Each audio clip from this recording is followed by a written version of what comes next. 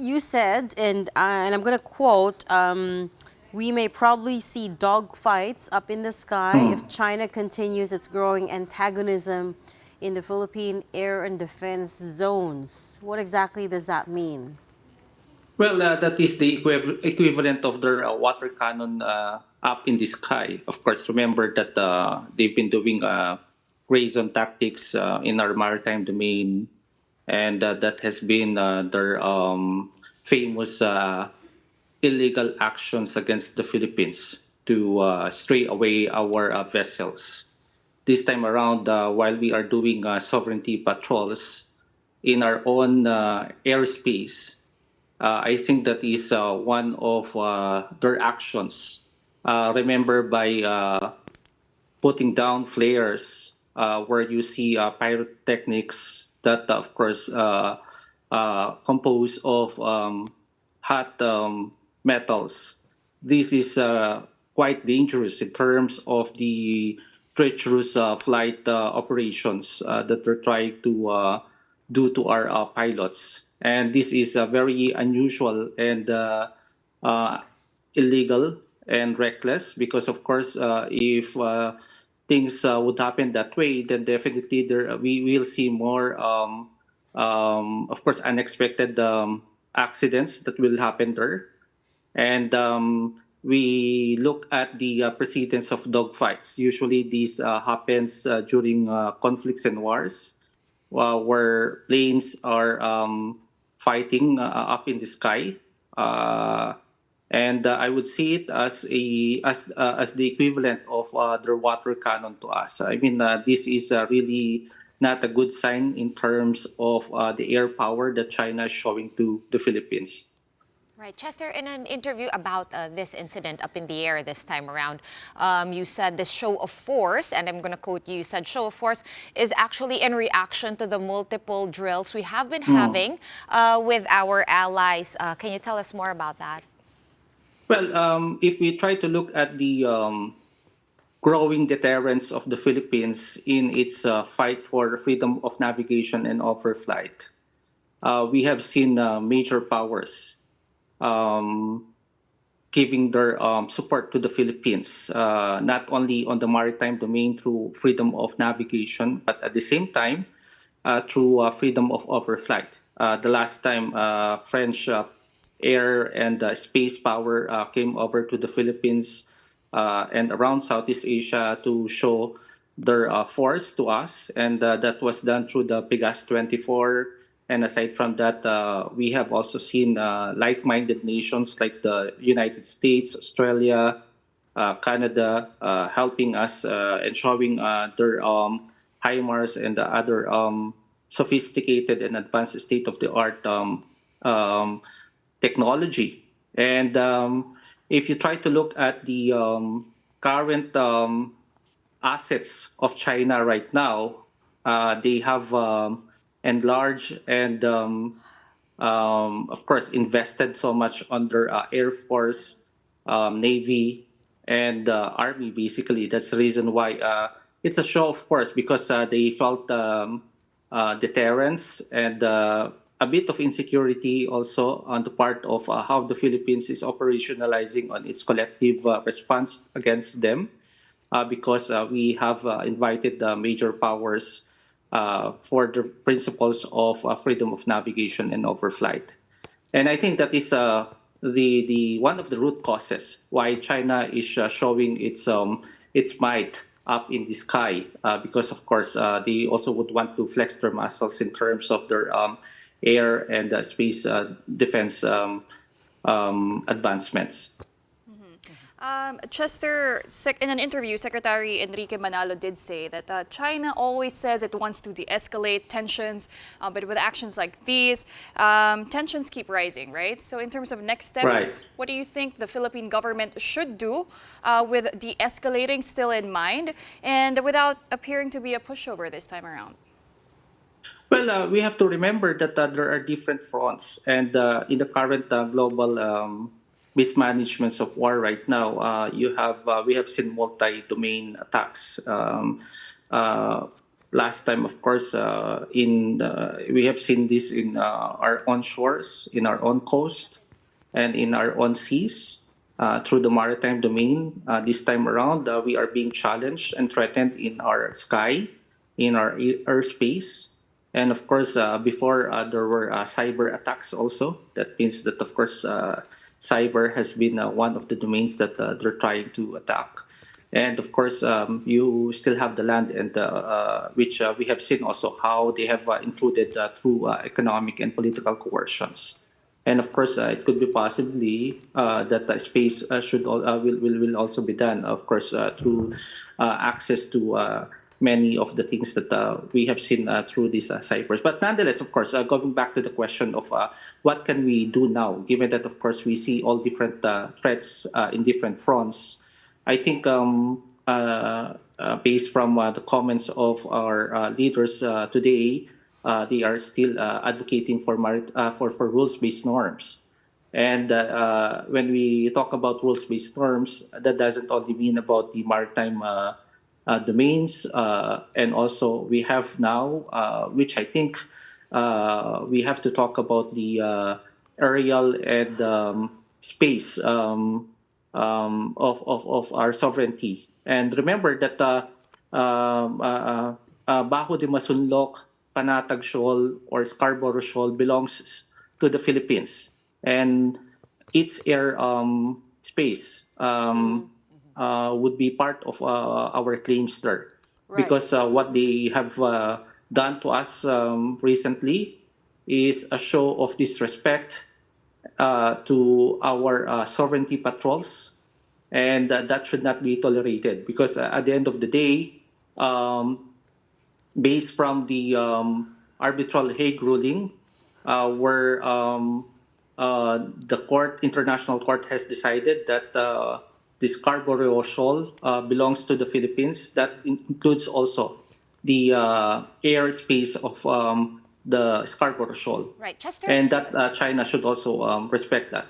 Well, actually, I think UNCLOS determined that it's within the EEZ, and therefore we Right. should have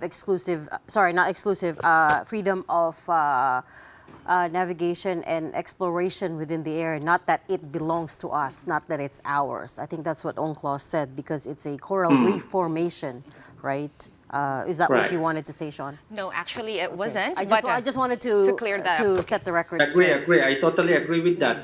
But still, even if it was identified, that of course that has been cleared in terms of the maritime claims of the Philippines and its entitlements. We have to also remember that that includes also the identification of the air and space zones of the country. Okay. So it would be Which right, Chester. is part of the exclusive economic zone of the country. Okay. Just to clarify Regina's question and your answer to that, bale, no, yung airspace on top of Scarborough Shoal, so we also have a kind of exclusive rights to that area, so to speak. Rights, it's not sovereign territory, but we do have some sort of rights or claims to the air. Yeah.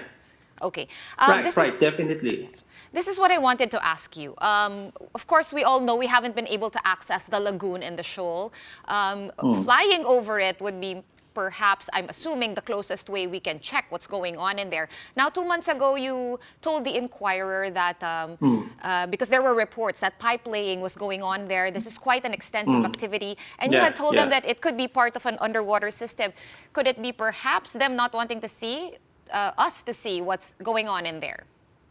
Yeah, that's a very good and interesting question, because, of course, from the bird's eye view, you can easily locate it and see beneath the waters, the surface of the water. Because, of course, if you go to those places, you have crystal clear waters there. And it could be possible that that is one of the reasons why they are trying to deter us from doing the air patrol.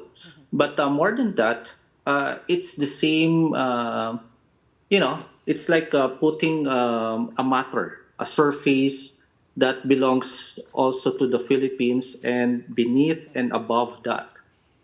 So that remains to be part of the sovereignty rights of the Philippines. So, meaning to say that no one should be doing that to us because it violates the freedom of overflight. Remember that everything that we are fighting here would be the principles of freedom of navigation and overflight. Yeah. And if you freely fly to those zones, then no one has the right to dump us with their flares because those are dangerous metals. Imagine if by accident someone dies there, and that would cause for any eventuality which we are trying to resist in the maritime domains. So this gives now the Philippines a double-edged sword when it comes to its sovereignty and national security. Yeah. Because we've been focusing on maritime security, we have forgotten about the air and space of our Aspect. country. Right. Then I think this time around, I think this is something that we have to calculate also in terms of our investments to national security. Otherwise, everything that we've been doing so far with all this collective deterrence will be put into futile if something happens up in the sky. Right, but Because, Right, of Chester, right. course, China is showing its Right. might to us also. but Chester, would it that make sense? Because in the seas, at least, we have some sort of provisional agreement that we're still working out on, and that's how we conducted a successful resupply mission the last time. But could they be then exploiting the loophole in the air because there's no agreement there? And I think it's pretty clear now that that's not included, right? So could that be a way forward to make another agreement for how the airspace matters should be settled or handled? That's a very good question because if you try to look at the compartments of the military, they have also different major services. You have different rules and agreements. The land would be different from the maritime and water, and it would be different to the air, and it would be different to the space and to the cyber. So remember that there are 5 domains with different rules of engagements. Air is a different thing. Whatever rules of engagements, agreements, and treatises you have uh, above the water, on the water, and below that water are different from what we see and what would happen up in the sky. Yeah. So you Yeah. see the interdependence of these domains. Yeah, I mean, let's not forget we don't even have an agreement over Scarborough, right? So Agree, the Regina. provisional Yes, agreement yes. we're talking about covers only exclusively a Union or a Second Thomas Shoal. Scarborough is not even part of the equation. So the first step, But we have seen a pattern here. Remember that our legal costs started in Scarborough Shoal on the yes, maritime front. This time around, this is the first time that China, if I may call it as an aerial attack, had done it in Scarborough Shoal. So yeah, that means that there must be something in that Scarborough Shoal that keeps on pushing us to yeah, the limit of our international legal prowess. So I think this will open a Pandora's box on how we will treat air defense of any country.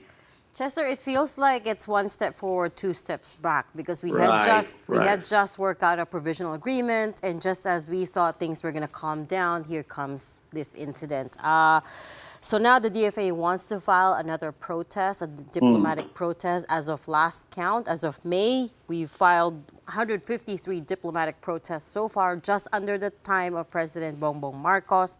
I'm sure the number is higher now. We're just waiting for confirmation from DFA on what exactly the total is as of today. But anyways, it brings back the question of, is there still any point to filing diplomatic protests? But we have to remember many of the diplomatic protests that we filed were on maritime security issues. I think this is one of the first when it comes to air and space zones of the Philippines. Because I think China is also experiments its exploitation against us.